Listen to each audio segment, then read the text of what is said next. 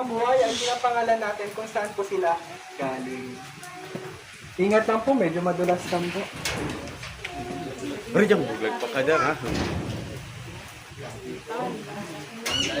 Tuloy po tayo lahat. Ito po naman si Makmak. Siya po yung kasing hada. Ay, si Makmak, pwede. I-video mo. Ito daw po si Makmak. So may Makmak po sa bangko. Madami kami makmak, kaya pala. Kamukha niya rin yung makmak na kilala ko. Yung mga malalaking buwaya, katulad po nila, ay pinapakain po natin ng isang beses kada linggo. Dahil ang mga buwaya po, pag nasa wild, they can live about 6 na buwan hanggang 1 taon without eating po. Ano po yung pinaka?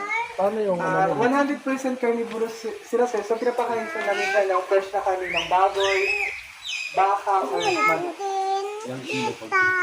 Sabihin natin sir, ang isang buhay ay may bigat na 5 kilograms. So 5 kilo po. Pinapakain namin. Grabe, Kada malaki. isang beses. Ano ba yun? Ang kulay ng